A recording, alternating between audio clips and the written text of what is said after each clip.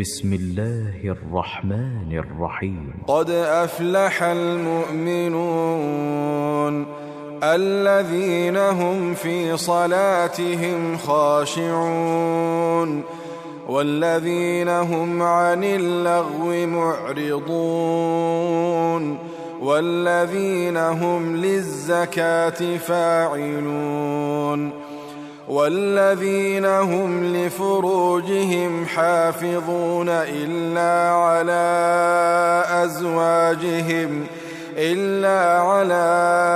أزواجهم أو ما ملكت أيمانهم فإنهم غير ملومين فمن ابتغى وراء ذلك فأولئك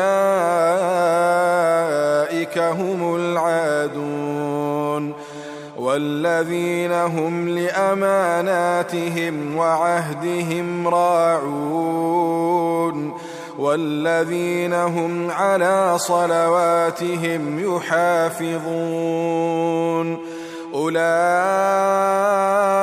هم الوارثون الذين يرثون الفردوس هم فيها خالدون.